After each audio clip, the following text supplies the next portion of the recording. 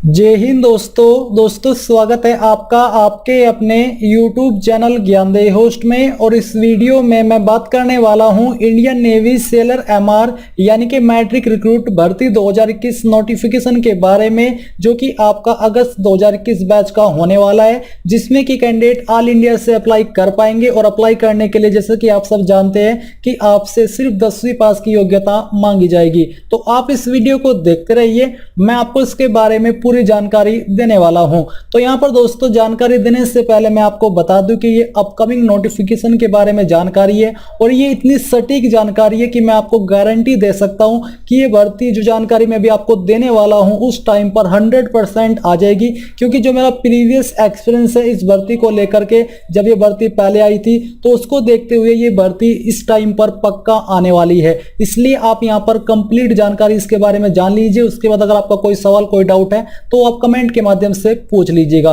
तो चलिए दोस्तों बात करते हैं इस भर्ती के बारे में। तो मैं आपको सबसे पहले कोई और जानकारी न देकर के यही जानकारी देता हूं कि ये नोटिफिकेशन आपका कब आएगा। तो यहाँ पर दोस्तों अभी जो आप देख पा रहे हैं कि रिसेंटली इंडियन नेवी ने AA एंड SSR के जो फॉर्म है वो निकाले गए हैं, जिसमें कि आपको 5 मई 2021 तक अप्लाई करना है। यानी कि आपको 10 दिन का समय दिया जाता है फॉर्म को भरने के लिए। तो यहाँ पर दोस्तों ये जो पॉइंट मैंने आपको बताया वो मैंने आपको इसलिए बताया है कि जब ये पहले भर्ती आई थी AA एंड SSR की, वो भर्ती आने के बाद यानी कि उसके फॉर्म फिल होने के बाद उसके 10 से 12 दिन के बाद ही MR का नोटिफिकेशन जारी किया गया था। जी हाँ, आपने सही सुना, और ऐसा ही काफी सालों से चलते आ रहा है। यानी कि पहले AA एंड SSR की भर्ती आती है, जैसे उसके फॉर्म फिल हो जाते हैं तो उसके 10-12 दिन बाद आपको MR का नोटिफिकेशन दिया जाता है। तो यही पैटर्न मेरी जानकारी के अकॉर्डिंग इस बार भी फॉलो किया जाएगा, क्योंकि जो वेट कराना था इन्होंने पहले ही करा दिया है। अब ये कोविड के चलते ही नोटिफिकेशन निकाल रहे हैं। तो ऐसे में यहाँ पर जो आपका नोटिफिकेशन आने वाला है वो आपका मई के सेकंड वीक 2021 में आ जाएगा। बेसिकली आपको यहाँ पर 15 मई के बाद ये नोटिफिकेशन देखने को मिल सकता है।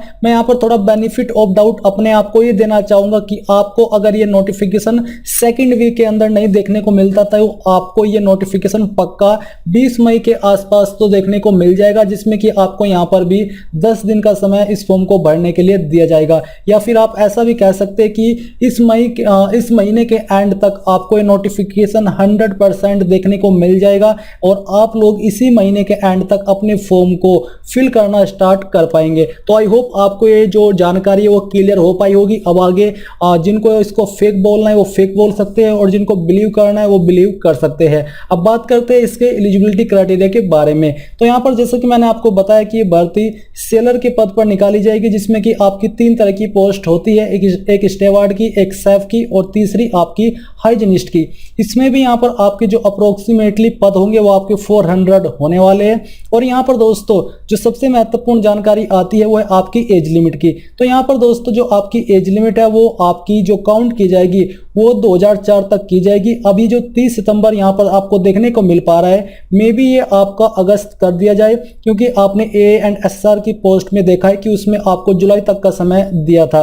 तो यहाँ पर दोस्तों अभी कब तक काउंट की जाएगी ये तो अभी थोड़ा कहना सही नहीं है, क्योंकि 1 साल का इसमें गैप आ गया था, ऐसे में ये नोटिफिकेशन नहीं आया। बट इतना जरूर आप यहाँ पर देख लीजिए कि आपकी अगर एज या फिर DOB 1 अक्टूबर से लेकर के सितंबर 2004 तो मैं नहीं कहूँगा, क्योंकि 2004 को ही यहाँ पर मैं कंसिडर कर रहा हूँ। तो अगर आपका जन्म अक्टूबर 2001 से लेकर के या फिर 2001 से लेकर के 2004 के बीच में हुआ है तो आप इसमें अप्लाई करने के लिए एलिजिबल हो पाएंगे।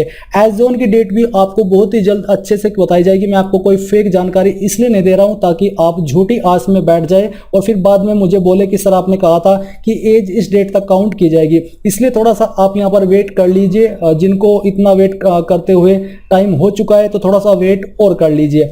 अब यहाँ पर दोस्तों जो आपको सैलरी दी जाएगी वो आपको बेसिकली बेसिक पे 14,600 रुपये दिया जाएगा। सिलेक्शन आपका एग्जाम और PFT के द्वारा किया जाएगा। एग्जाम में क्या रहेगा उसकी जानकारी आपको यहाँ पर नीचे देखने को मिल जाएगी। साथ ही जो आपका PFT है इसमें आपकी हाइट मिनिमम 157 सेंटीमीटर होती है, इससे कम हाइट वाले अप्लाई नहीं कर पाते। रनिंग में आपको 1600 मीटर की दौड़ लगानी होती है, जिसके लिए आपको 7 मिनट का समय दिया जाता है। स्क्वाट्स अप यानी कि उठक बैठक होती है, 20 टाइम्स आपको करने होते हैं। और 10 पुशअप आपको लगाने होते हैं। तो ये तो हुई आपकी सिलेक्शन के बारे में जानकारी। अभी यहाँ पर दोस्तों जो जानकारी है वो आपका एक सवाल निकल के आता है कि क्या इसमें भी जो परसेंटेज है वो रखी जाएगी। तो मैं आपको बता दूं कि इसमें कोई भी परसेंटेज लिमिट नहीं रखी जाएगी। अगर आप ओल्ड नोटिफिकेशन जो कि 2020 का बैच का था उसकी बात करें तो आप यहाँ पर देख सकते हैं कि सिंपली आपसे मैट्रिकुलेशन यानी कि 10वीं की योग्यता मांगी है, कोई भी परसेंटेज लिमिट नहीं रखी।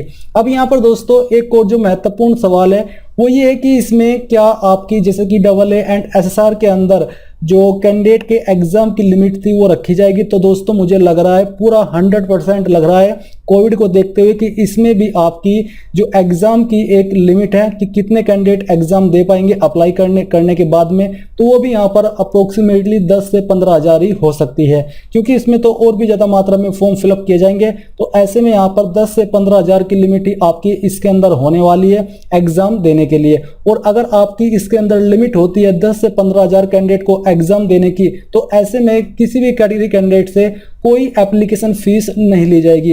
अगर इसके अंदर लिमिट नहीं होती है तो फिर यहाँ पर आपको ये फीस पे करनी होगी। अन्यथा अगर इसमें लिमिट रखी जाती है कि 10,000 कैंडिडेट ही फॉर्म अप्लाई करने के बाद एग्जाम दे पाएंगे, उनको शॉर्टलिस्ट किया जाएगा उनकी परसेंटेज के अकॉर्डिंग, तो ऐसे में आपसे कोई फीस नहीं ली जाएगी। दूसरा यहाँ पर एक सवाल का आंसर मैं आपके ये भी कर दूं कि अगर इसमें जो परसेंटेज के ऊपर आपके एडमिट कार्ड आते हैं तो यहाँ पर दोस्तों जो एक्सपेक्टेड मुझे लग रहा है वो कम से कम 90+ % वाले कैंडिडेट का ही इसमें एडमिट कार्ड आएगा, क्योंकि जैसा कि आप सब जानते हैं इसमें काफी मात्रा में फॉर्म फिलअप किए जाते हैं और 10वीं पास पर होते हैं तो CBSE वालों की परसेंटेज काफी हायर होती है। तो ऐसे में CBSE वाले जो बाकी स्टेट के कैंडिडेट है, स्टेट बोर्ड होते हैं, उनके चांसेस कम कर देते हैं इसमें शॉर्टलिस्ट होने में। तो यहाँ पर मैंने आपकी जो परसेंटेज लिमिट है वो भी मैंने आपको अच्छे से क्लियर कर दिया। मैंने कोई घुमा फिरा करके नहीं कहा कि इसमें इतनी परसेंटेज वाला के चांसेस बनेंगे।